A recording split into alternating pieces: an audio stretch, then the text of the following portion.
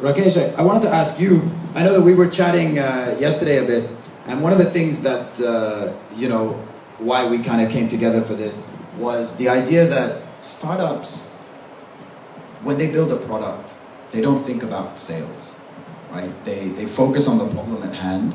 They startup co-founders tend to be engineers by nature, and so they're problem solvers, right? They're not salespeople. So what I want to ask to you is, in your experience here as a consultant as well as behind, when should a startup start thinking about their sales strategy?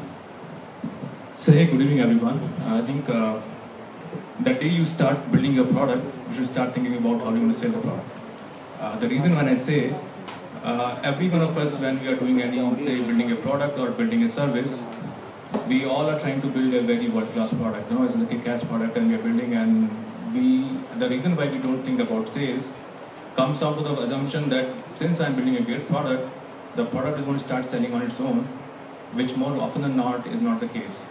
So that's, I think, the very basic assumption on which you start the whole premises. So I think we should start thinking about how we're going to sell from day one when we started building our product or services. Second thing is, when you start thinking about how I'm going to sell the product, it also gives you a lot of information that you can build into your product. I'll give an example right here, and maybe I might take 5 minutes extra than what Zal would expect me to take, but still. I used to work with a company and we used to make a hearing aid devices. I think we're the first Indian company which started manufacturing hearing aids in India. And then when we were trying to develop the product, we started thinking about how we want to sell the product.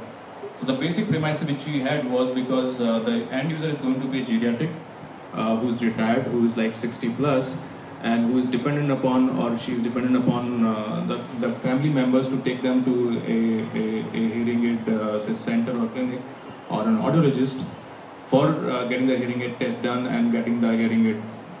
Now we realized that it was very difficult for a geriatric to do that. One, you can't do it very often. You can only do in weekends. And if something goes wrong with that hearing aid, you cannot go very frequently for a repair or servicing. So the first basic premise we said that instead of they coming to us, we are going to go to them. Now there was a big challenge and there's a big leap of faith we took, because if you see those testing machines, they are such huge machines, right? You just can't take them in your bag and then do it. So what that would meant for us, that we have to start creating those machines, we have to start shrinking those audiometers, they're called audiometers. And our team worked on that. 6 months we were able to make an audiometer which was as big as this, which you can take your pocket and you can take anywhere you want. So that gave us a lot of advantage in terms of how we are going to sell our product. Second was, the market was limited to metros. So hearing aid product, 90% market lies in top 10 cities. The only reason is there's no audiologist available in tier 2, tier 3.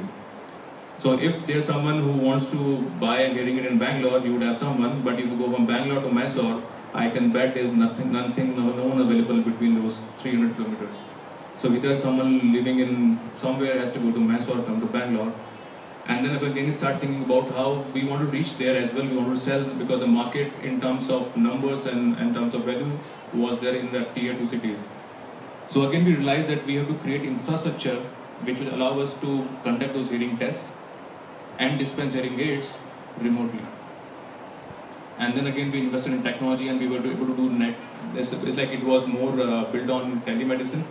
So we were able to do all this thing over the net, and it just solved a lot of problem for us. So we had a product which we wanted to sell through these mediums. So we thought about it, and it came back to us what kind of technology we want to build, what kind of product it will have, and we had a perfect thing where we said this is the product, this is everything, and I think everything went fine.